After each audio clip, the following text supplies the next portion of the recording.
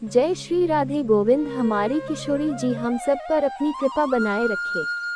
आज हम इस वीडियो में निर्जला एकादशी की व्रत कथा सुनेंगे। तो सबसे पहले आप सभी को निर्जला एकादशी की ढेरों शुभकामनाएं।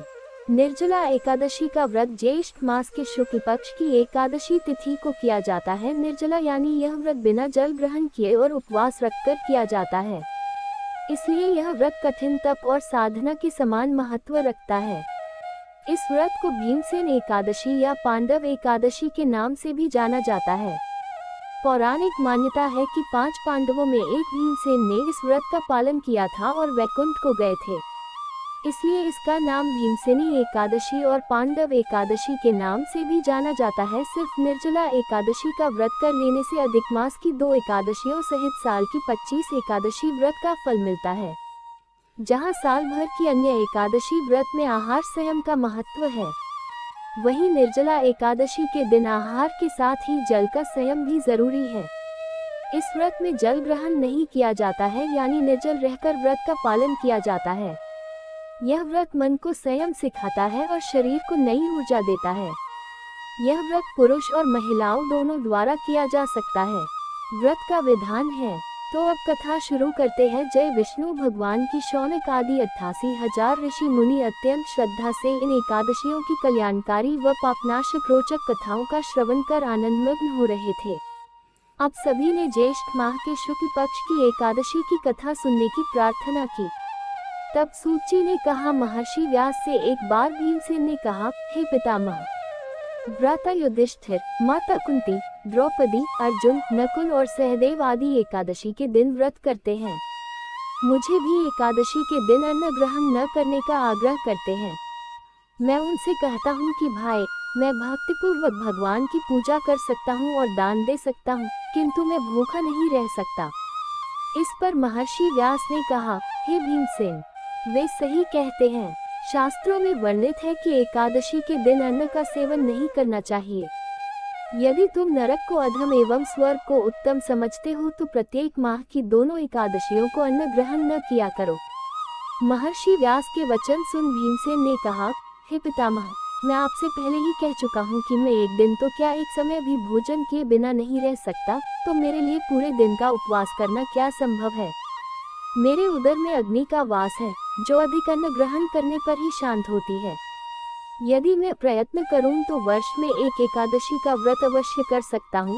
अतः आप मुझे कोई एक ऐसा व्रत बतलाइए जिसको करने से मुझे स्वर्ग की प्राप्ति हो सके। भीमसेन की बात सुन व्यास जी ने कहा, हे पुत्र, बड़े बड़े ऋषि महर्षियों ने अनेक शास्त्र आदि रचे हैं। यदि कलियुग में मनुष्य उनका आचरण करे तो अवश्य ही मुक्ति को प्राप्त होता है। उनमें धन बहुत कम खर्च होता है।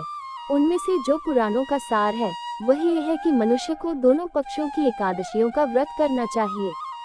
इससे उन्हें स्वर्ग की प्राप्ति होती है।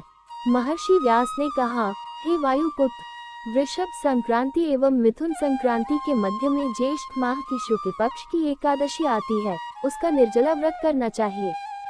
इस एकादशी के व्रत में स्नान एवं आचमन करते समय यदि मुख में जल चला जाए तो इसका कोई दोष नहीं है, किंतु आचमन में 6 मासे जल से अधिक जल नहीं लेना चाहिए। इस आचमन से शरीर की शुद्धि हो जाती है। आचमन में 6 मासे से अधिक जल मद्यपान के समान है। इस दिन भोजन नहीं करना चाहिए। भोजन करने से व्रत का नाश हो जाता है। सूर्योदय से सूर्यास्त तक यदि मनुष्य जलपान न करे तो उससे 12 एकादशियों के फल की प्राप्ति होती है। द्वादशी के दिन सूर्योदय से पूर्व ही उठना चाहिए। भूखे ब्राह्मण को भोजन कराना चाहिए, तत्पश्चात स्वयं भोजन करना चाहिए। हे भीमसेन, स्वयं भगवान ने मुझसे कहा था कि इस एकादशी का पुण्य सभी तीर्थों एवं दान के समान है। एक दिन निर्जला रहने से मनुष्य पापों से मुक्त हो जाता है। जो मनुष्य निर्जला एकादशी का व्रत करते हैं उन्हें मृत्यु के समय भयानक यमदूत नहीं दिखाई देते, अपितु भगवान श्रीहरि के दूत स्वर्ग से आकर उन्हें पुष्पक विमान पर बैठाकर स्वर्ग को ले जाते हैं। संसार में सर्वोत्तम निर्जला एकादशी का व्रत है, अतः यत्नपूर्वक इस एकादशी का निर्जल व्रत करना चाहिए। इस दिन ओम नमो भगवते वासुदेवाय इस मंत्र का उच्चारण करना चाहिए। इस दिन गौदान करना चाहिए। इस एकादशी को भीमसेनी या पांडव एकादशी भी कहते हैं। निर्जल व्रत करने से पूर्व भगवान का पूजन करना चाहिए तथा उनसे प्रार्थना करनी चाहिए कि हे प्रभु, आज मैं निर्जल व्रत करता हूँ, इसके दूसरे दिन भोजन करूँगा। मैं इस व्रत को श्रद्धा पूर्वक करूँगा, मेरे सब पाप नष्ट हो जाएं। इस दिन जल से भरा हुआ घड़ा वस्त्र आदि से ढककर स्वर्ण सहित किसी सुपात्र को दान करना चाहिए। इस व्रत के अंतराल में जो मनुष्य स्नान तप आदि करते हैं, उन्हें करोड़पल स्वर्ण दान का फल प्राप्त होता है। जो मनुष्य इस दिन यज्ञ होम आदि करते हैं, उसके फल का तो वर्णन भी नहीं किया जा सकता। इस निर्जला एकादशी के व्रत के पुण्य से मनुष्य विष्णुलोक को जाता है। जो मनुष्य इस दिन अन्न खाते हैं, उनको चांडाल समझना चाहिए, वे अंत में नरक में जाते हैं। ब्रह्म हत्यारे, मद्यपान करने वाले, चोरी करने वाले, गुरु से ईर्ष्या करने वाले, झूठ बोलने वाले भी इस व्रत को करने से स्वर्ग के भागी बन जाते हैं।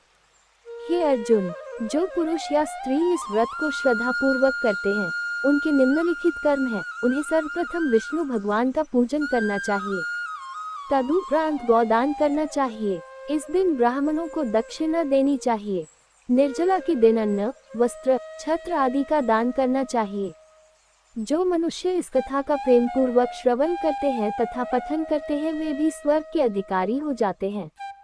कथासार अपनी दुर्बलताओं को अपने गुरुजनों व परिवार के बड़ों से कदापि नहीं छुपाना चाहिए।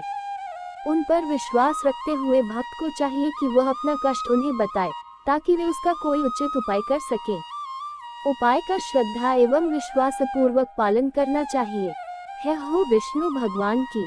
तो आज का वीडियो यहीं तक, फिर मिलेंगे अगली वीडियो में। तब तक के लिए आप सभी को प्रेम भरी राधे राधे।